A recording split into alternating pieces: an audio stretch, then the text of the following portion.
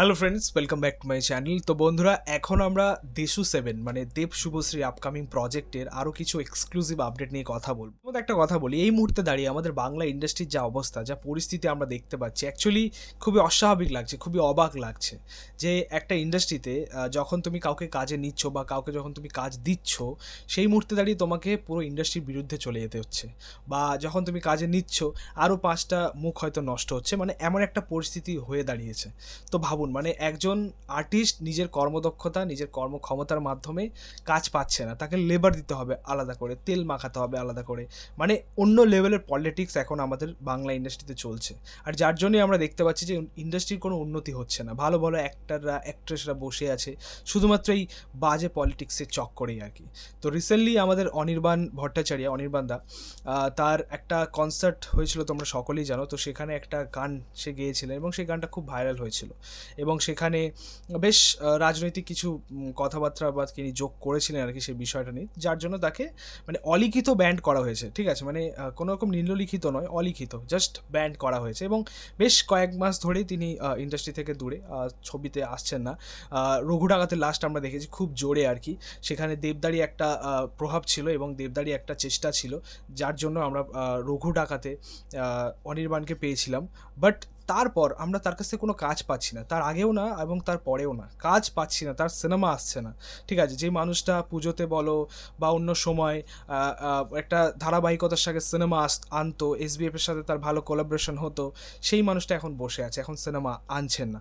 তো অবশ্যই এটা খারাপ তো লাগে, ঠিক আছে, মানে এমন একজন ভালো, একজন নামী গুণী একজন অভিনেতা, তাকে বসিয়ে রেখেছে ইন্ডাস্ট্রি। কিন্তু তোমাদেরকে বলি, আমাদের দেবদা কিন্তু এটা মানতে নারাজ। ঠিক আছে, তার আপকামিং যে প্রজেক্টটা হচ্ছে দেশু 7-এর, যে প্রজেক্টটা আসছে দেব শুভশ্রীর, যেটা দুর্গাপুজোতে মুক্তি পাবে আমাদের সুজিত দত্তের পরিচালনায়, এই ছবিতে কিন্তু ভিলেনের চরিত্রে আমরা অনির্বাণ ভট্টাচার্যকে পাচ্ছি, এটা কনফার্ম।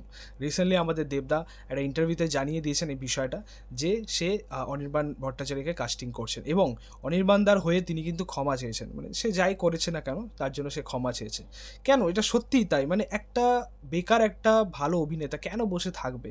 এত বড় বড় সিনেমা সে করে, এত বড় বড় সিনেমা সে আনে, তার এত ভালো একটা নাম রয়েছে আমাদের ইন্ডাস্ট্রিতে, তো কেন তাকে বেকার বসিয়ে রাখা? ঠিক আছে, মানে দেবদা যেটা করলো, এটা সত্যি, মানে দেবদার প্রতি আমার যে ভালোবাসা এবং শ্রদ্ধা অনেকটা বেড়ে গেল সিরিয়াসলি।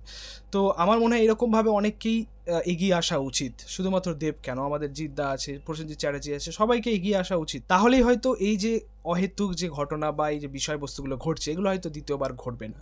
আমরা প্রত্যেকেই চাই যে ইন্ডাস্ট্রি খুব ভালোভাবে এগোক, সুস্থভাবে এগোক, এবং সবার সাথে সবাইকে সাথে নিয়ে এগোক। তো যাই হোক, অনির্বাণ দাকে আমরা পাচ্ছি দেশু 7-এর প্রজেক্টে। এবার নেক্সট কনফার্মেশন এবং অ্যানাউন্সমেন্ট একটা খুব শীঘ্রই আসবে, তারই অপেক্ষায় আমরা সকলেই।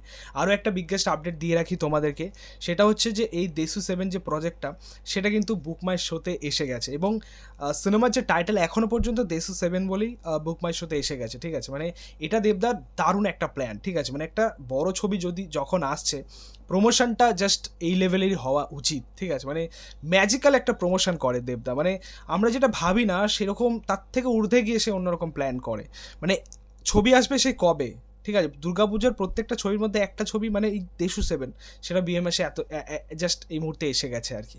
ভাবুন কতটা সময়ের একটা ব্যবধান এখনও পর্যন্ত রয়েছে, বাট এখন থেকে প্রমোশন চালু।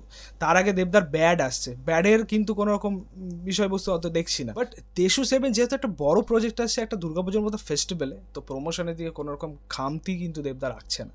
তো এখন থেকে আর কি বিএমএসে আর কি রয়েছে, তোমরা যাও, ইন্টারেস্ট রেটটা বাড়াও। আমরা দেখেছি ধূমকেতুর ইন্টারেস্ট রেট প্রায় 55K 56K চলে গেছিলো, এটা প্রায় 100K যাবেই, মানে দর্শকের যা চাহিদা রয়েছে আর কি এই জুটির সাথেই। তো অ্যাকচুয়ালি এটা রেকর্ড করবে, আরেকটা বিগেস্ট রেকর্ড করবে। এবার যেটা নেক্সট আপডেট, সেটা হচ্ছে এই ছবির রিলিজ ডেটটা। ঠিক আছে, তোমাদেরকে জানিয়ে রাখি, দুর্গাপুজোতে আসছে তোমরা সকলেই জানো, বাট রিলিজ এক্স্যাক্টলি ডেটটা হচ্ছে 16ই অক্টোবর। ঠিক আছে, 16ই অক্টোবর দেশু 7 এই প্রজেক্টটা রিলিজ করছে। আপকামিং একটা বড় অ্যানাউন্সমেন্ট আসতে চলেছে আর কি এই ছবি, যেখানে ডিরেক্টর, এই ছবির আরও কাস্টিং, ভিলেন, তারপরে দেব শুভশ্রী লুক, সব কিছুই রিভিল হবে জাস্ট অপেক্ষা করে যাও, ঠিক আছে? হোক, এই ছিল আপডেটটা। সত্যি বলতে অসম্ভব লাগছে, এক্সাইটিং লাগছে। দেব এবং অনির্বাণ জুটি আরও একবার কামব্যাক করছে এবং এই ফেস অফটা আমরা আরও একবার দেখব রঘু ডাকাতের পরে। রঘু ডাকাত অ্যাকচুয়ালি তাদের প্রথম সিনেমা ছিল আরশি নগর, সেখানেও কিন্তু আমরা অনির্বাণ দাকে পেয়েছিলাম। তো আবার সেই পুরনো জুটি বলতে পারো যে ফিরছে এবং আলাদা রকম একটা ফেস অফ হতে চলেছে। রঘু ডাকাতে অনির্বাণ দার স্ক্রিন টাইমটা কম ছিল, চরিত্রটা অবশ্যই খুব ভালো ছিল, বাট আরও স্ক্রিন টাইম দিয়ে ছবি মানে চরিত্রটাকে আরও মানে বড় করা যেতে পারতো, আরও গুরুত্বপূর্ণ করা যেতে পারতো। বাট যাই হোক, সেটা গেছে। বাট এই মুহূর্তে দাঁড়িয়ে আমরা এই দেশু 7 প্রজেক্টটা নিয়ে এক্সাইটেড। এখানে আমাদের অনির্বাণ ভট্টাচার্যের রোলটা কেমন হয় সেটাই দেখার, এবং এই ফেস অফটা কেমন যায় ওভারঅল, এই ছিল বলার। তোমাদের মতামত, রিয়াকশন অবশ্যই কমেন্টে জানিও। ভিডিওটা ভালো লাগলে অবশ্যই লাইক কমেন্ট শেয়ার করে দিই, পাশে থেকেও সাপোর্ট করো, চ্যানেলটাকে অবশ্যই সাবস্ক্রাইব করেছো, পাশে থাকা বেল প্রেস করে দিই পরবর্তী ভিডিওগুলো আপলোড। Thank you, tata.